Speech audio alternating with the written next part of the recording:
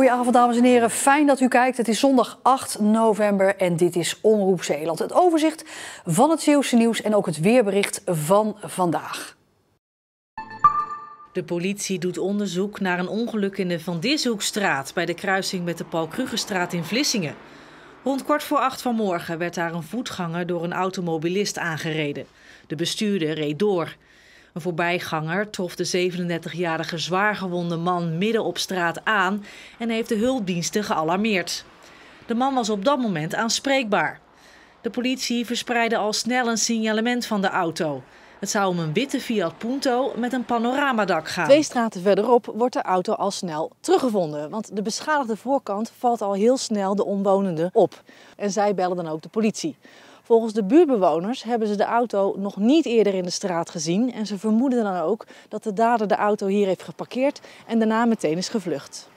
De politie laat weten dat de auto is meegenomen voor onderzoek. Zorginstelling Emergis doet onderzoek naar een mogelijke reorganisatie op de kind- en jeugdafdeling in Kloetingen. De zorginstelling benadrukt dat het om een onderzoek gaat dat in een verkennende fase is. Daarom is er nu ook nog geen plan voorgelegd aan medewerkers, raad van toezicht en medezeggenschapsraden. Volgens bronnen binnen de organisatie staan er nu al wel enkele tientallen fulltime banen op het spel. Maar Emergis wil dit niet bevestigen. De zorginstelling zegt dat Emergis Kind en Jeugd een belangrijke rol heeft bij de zorg aan de psychisch meest kwetsbare kinderen en jongeren en doet er alles aan om de zorg voor deze kinderen en jongeren te behouden. Bij Emergis werken in totaal 1400 medewerkers op 50 locaties in Zeeland. De kind- en jeugdkliniek op het terrein in Kloetingen is recent nog verbouwd om het gebouw duurzaam te maken. Het heeft zo'n 6 jaar geduurd, maar stichting Stavert 6 Huis heeft genoeg geld om een vakantiehuis te bouwen op Chaletpark Krabbekreek in Sint-Annaland. Het is een huis voor mensen met een slechte levensverwachting. De weg daarheen bestond uit veel organiseren. We hebben diverse malen het glazen ei georganiseerd. Dat was een variant op het glazen huis, maar wij deden dat dan rondom Pasen. We hebben een aantal colorruns georganiseerd waar heel veel mensen aan meegedaan hebben. En dan hebben we ook nog een heel groot theaterspektakel georganiseerd in 2015. Dus ja, het leeft wel op het eiland Tholen en ja, we leven natuurlijk vooral van de evenementen en van de donaties. Het idee is ontstaan nadat een aantal leden meerdere keren hadden meegedaan aan de Alpe d'Huez. Een inzameling voor mensen met kanker. We hebben daar een bepaald gevoel gekweekt met z'n allen. Een bepaalde teambuilding is ontstaan. Dat gevoel willen we echt overdragen aan andere mensen ook. Het is een droom van ons om dit te realiseren voor onze medemens. Ja. Nu staan er alleen nog paaltjes in de grond. Maar woensdag wordt het start zijn voor de bouw gegeven door burgemeester Gerrit van der Velde. Het huis zal dan naar verwachting komend voorjaar klaar zijn. Zaalvoetballer Saïd Bouzambou uit Vlissingen is deze dagen vaker in de sportschool te vinden dan normaal. Over 3 weken moet hij namelijk met zijn ploeg OVO Cubo aantreden in de Champions League. En net nu er geen wedstrijden zijn, is het best lastig om je op zo'n belangrijk duel voor te bereiden. Nee, eigenlijk zo'n 4-5 keer in de week probeer ik mezelf hier fit te houden. Ja, vanwege de coronamaatregelen natuurlijk probeer ik me fit te houden. Dat is denk ik wel het minste wat je kan doen.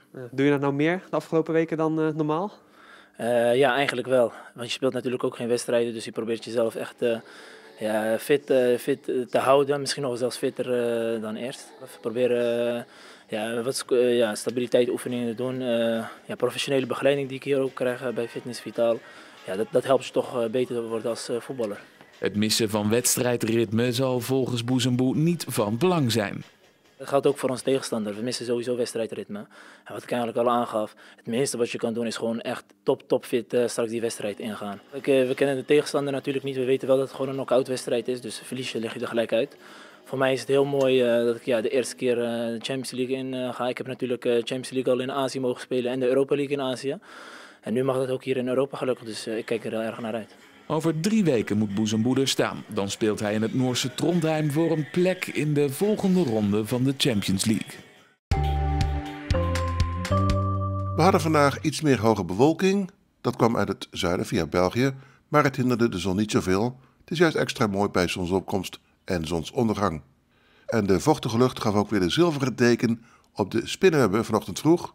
En de laatste bladeren aan de bomen die geven nog mooie kleur in het bos op dit soort dagen.